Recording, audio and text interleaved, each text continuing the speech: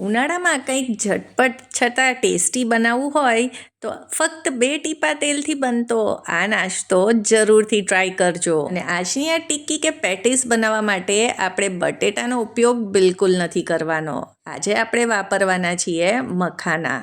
તો મખાનાને મિક્સર જારમાં ટ્રાન્સફર કરી લઈશું અને તેનો ફાઇન પાવડર બનાવી લઈશું.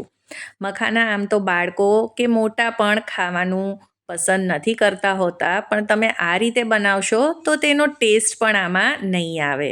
મખાના આ રીતે થોડાક દરદરા જ રહેશે, એકદમ જ બારીક નહીં થાય.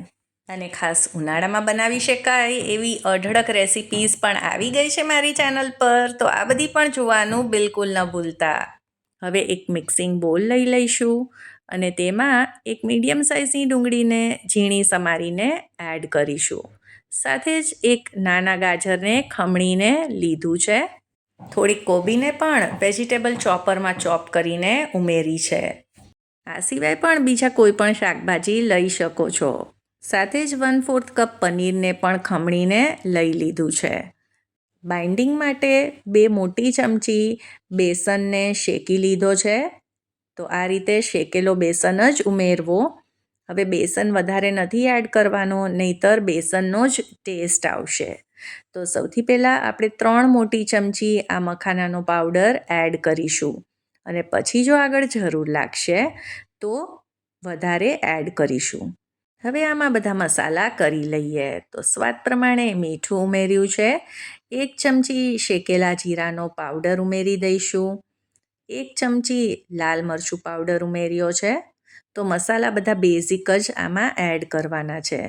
1 ચમચી ચાટ મસાલો એડ કર્યો છે. આનાથી ટિક્કી એકદમ ચટપટી તૈયાર થશે. તો બસ હવે આપણે બધી જ વસ્તુઓને મિક્સ કરી લઈએ. તો આપણે જેમ જેમ આ બધી વસ્તુને મિક્સ કરીશું તો શાકભાજીમાંથી પાણી પણ છૂટું પડશે અને તેનાથી જ આપણી આ ટિક્કીમાં બાઇન્ડિંગ પણ આવી જશે. તો અહીંયા શાકભાજીનું પ્રમાણ થોડુંક વધારે લાગી રહ્યું છે, એટલે 2 ચમચી જેટલું મખાનાનો પાવડર ઉમેરીશું. અમારા ઘરમાં તો આ ટિક્કી બધાને ખૂબ જ ભાવે છે. એક વખત તમે પણ આ રીતે જરૂરથી ટ્રાય કરજો. હવે આમાં થોડાક લીલા ધાણા પણ ઉમેરી દઈએ અને ટિક્કી એકદમ જ સરસ શેપમાં વળે તેના માટે 1 ચમચી જેટલું જ પાણી આમાં ઉમેર્યું છે. આનાથી સરસ બાઇન્ડિંગ આવી જશે. ઘણી વખત શાકભાજી વધારે પણ પાણી છોડે છે, તો કદાચ જરૂર ન પણ પડે પાણી ઉમેરવાની. તો હવે બધી જ વસ્તુ સરસ રીતે મિક્સ થઈ ગઈ છે.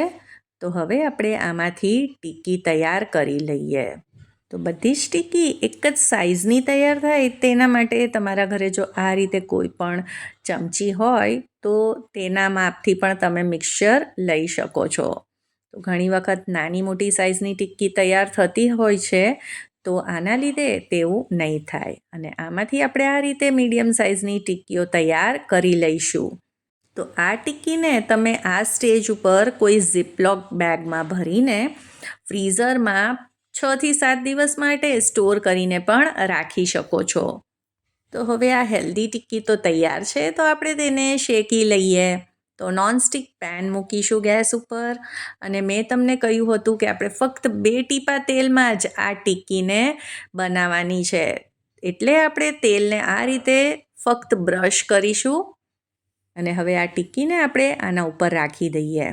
હવે જો તમારે આ ટિક્કીને એઝ અ સ્ટાર્ટર પણ બનાવી હોય તો તમે આને ડીપ ફ્રાય પણ કરી શકો છો. તેનો ટેસ્ટ પણ ખૂબ જ સરસ આવે છે. મેં તે રીતે પણ આને ટ્રાય કરેલી છે. જો તમારે કંઈ હેલ્ધી ખાવું છે, બટેટાનો ઉપયોગ નથી કરવો, તો આ ટિક્કી એકદમ જ બેસ્ટ ઓપ્શન છે અને ટેસ્ટી પણ એટલી જ લાગે છે.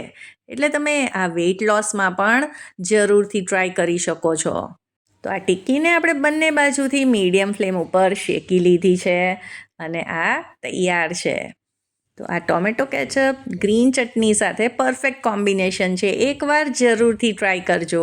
અને આજની આ રેસિપી પસંદ આવી હોય તો તેને લાઈક કરી દેજો, ફ્રેન્ડ્સ અને ફેમિલીમાં શેર કરજો અને ચાર્મીસ ગુજરાતી રસોઈને સબસ્ક્રાઈબ કરવાનું બિલકુલ ન ભૂલતા. જય શ્રી કૃષ્ણ.